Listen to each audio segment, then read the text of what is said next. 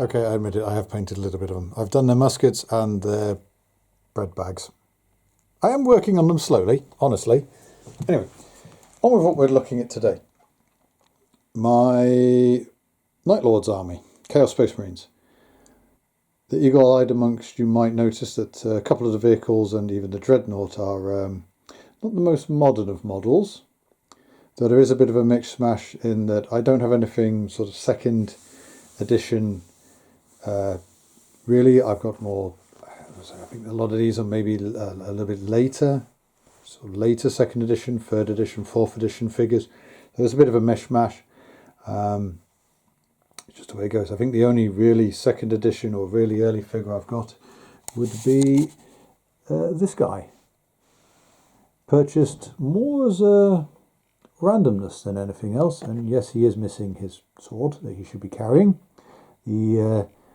The 40k universe's greatest hide and seek champion. He is actually painted black with a green wash, so he's not painted up like his. I should say he's painted as he should be, not as the modern incarnations of them are. So we'll start with the Lord of this army. Again, unfortunately, because I play second edition now, his wings are essentially jump pack. I think I'm allowed to have that for him, but it's a costly little toy. He has a power sword or a demon sword and a plasma pistol, and he is a very effective combatant, I find, on the battlefield.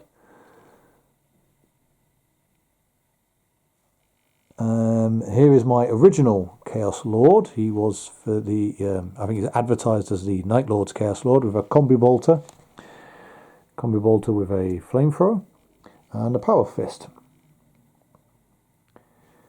He basically has been demoted to being the lieutenant, the second in command. I don't know how, because he's not really, again, they're not really, I think it was a later version that actually brought in the lieutenants for the Chaos Marines.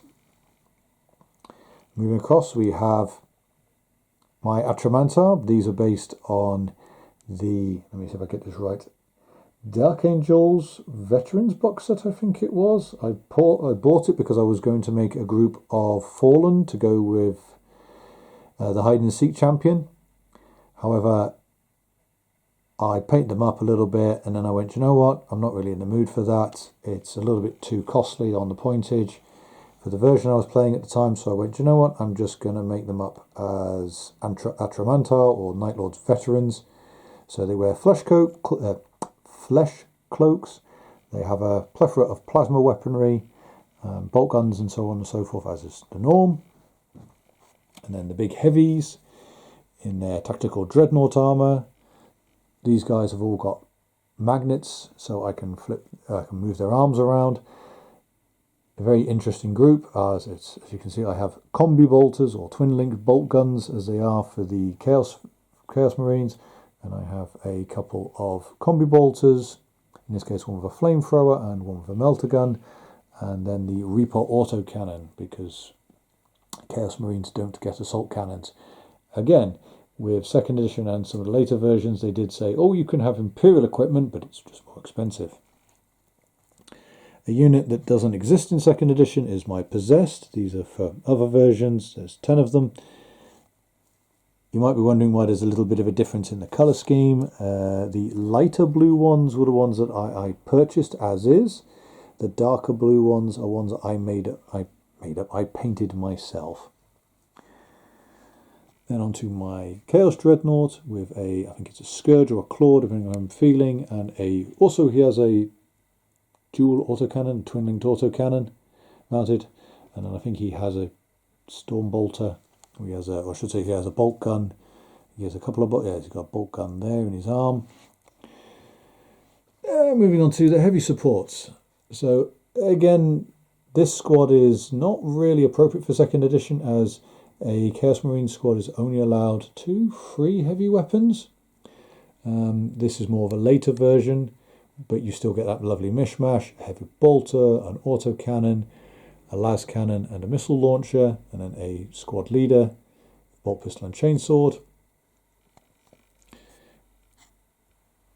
Another heavy support choice in this case is a Predator with an autocannon and a pair of las cannons in the side sponsons.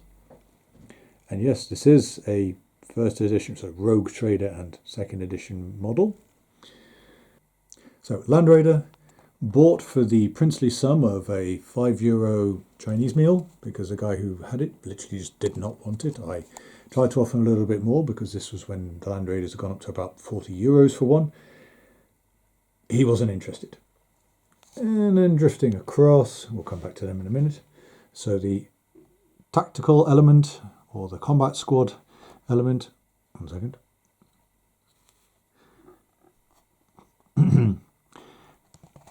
This squad is armed with plasma weapons and essentially represents the, how shall I put this, the Chaos Marines with that special advantage they have, which is they are allowed close combat weapons for a price, as is always, whereas their Imperial opponents are stuck essentially with whatever equipment is allowed to them by the Codex. So whereas my guys, now as an interesting thing, let me just take him here for example. A Chaos Marine squad essentially starts as 3 of these guys with a bolt pistol. You can then equip them with a bolt gun or a plasma gun, and then you upgrade them with things like chain swords and chain axes and stuff like that, and other nasty weapons. In his case, a power claw. This is squad, I won't really call it squad number 1 and squad number 2, but this is one of my squads, 10 man, plasma gun and every bolter. Mishmash of heads from the various packs and shoulder guards, marking them out as Night Lords, and then with what I'd like to think is a relatively good paint job on them. It's not 100% perfect, but I think it conveys what they are. And then the other squad, we also have a heavy bolter, and this time a melter gun. And their champion, or the squad leader, carries a plasma pistol. And the remainder carry bolt guns. And then the transports are 2 original rhinos. I believe one cost me €5, and the other one I think I traded him for the stormtroopers. I'm not too sure. I've doubt it might have been another €5. Okay, moving on to the fast attack. Starting off with a bike squad, twin link bolt guns. These are not the Chaos Marine bikers. Originally these were Imperial Space Marine bikers. Little bit of rejiggering and pokering, in this case arms and shoulder pads, just to make them into Night Lords, and then a little bit of a paint job. And then the jump packs. Now again, in second edition there are no jump packs available to the Chaos Marines. These are for sort of other games. So we have, so the squad at the back is the largest squad with 6 figures and 2 flamethrowers, and I don't think he's got anything else. No. And then a champion with lightning claws. And the second squad has a melter gun, a plasma pistol for one of its combatants, and a champion with again lightning claws. And then the third one, champion with lightning claws, melter gun, and everyone else with belt pistols and chain swords. This was, 1 second, I'm just going to orientate myself. So this army was a little bit of a passion project again. I didn't really build it around pointage, more of an idea of what I wanted. I ended up with extra figures randomly, hence the reason why these guys exist. Some of these figures in fact, hang on. I don't think, other than the vehicles, well, as I said, other than the Predator and the 2 rhinos, the bikes, pretty much everything here was purchased either from eBay or from various other places. I think these guys originally, I think I may have bought these from Games Workshop, though I might have bought them from one of the outlets, well, it was another game shop, but they are, I think very little here is directly from Games Workshop. Well, that said, I would say the helmets and the conversion packs, so the heads and the shoulder guards, I believe they'll come straight from Games Workshop, but everything else I bought from various from people across the world who wanted rid of their armies or wanted rid of bits and pieces of their troops. Again, hence the reason why there's a little bit of a difference in the paint job between some of the figures, is that my attempts and someone else's attempts, and I'd say in some cases, without selling myself short, I think some people do a better paint job than I do. However, I do like, these are one of those ones where I think I've done well with these. They look what they are supposed to look like.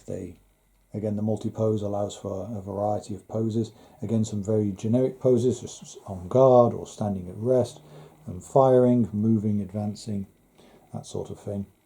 The advantage with this army is that, for example, the heavy bolter figures can be removed and replaced with other weaponry if I'm not running my Havoc squad.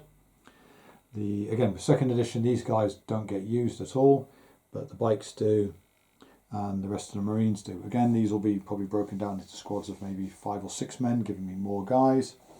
Everybody will probably get chainsaw weapons if I can. It's all dependent on what I'm able to run. I suppose my favourite choice would be probably either one of these two as the commanders, possibly the veterans if I can get them in, but the mainstay will probably be 2 to 3 teams of maybe about 6 to 7, possibly 8 Marines, with a variety of weapons, with bolt guns, flamers, melter guns, sorry, plasma guns, melter guns, possibly a heavy weapon taken from this, like a missile launcher or the heavy bolter or even the autocannon. And if I can get him in the dreadnought, because dreadnoughts are always fun because they're all insane and they do their own thing if you're really unlucky. These are a unit that, again, like the jump pack troops, or Raptors, essentially get, I would say, ignored, but kind of aren't used really with second edition. A bit of a pity. They are very nasty. They got tinkered with, as again with everything, they get tinkered with as the game progresses, as things change, as things are altered. It's a bit of a weird one. One of those things that, like I said, started off as a passion project. He was something of a random purchase that I managed to find. I can't remember if I found him or I bought him for a very small amount. He didn't actually cost me that much. And as I said, he is devoid of the sword at the back. I'm randomly tempted to build him one, but at the same time that kind of then just disappears into the ether of I have stuff to do. Like my Highlander Napoleonics. So just a quick flyby of the units, give you an appreciation of them.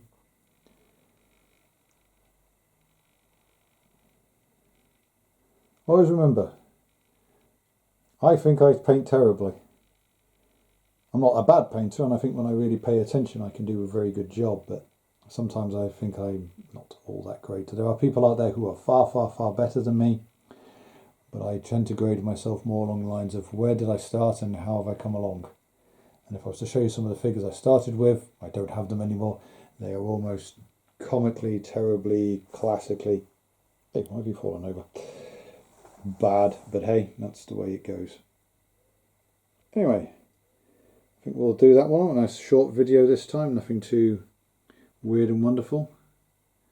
I'm still in the process of planning out the next an extra game. I've just got to find time between work and being able to get the father-in-law over to actually play it out. But anyway, until next time.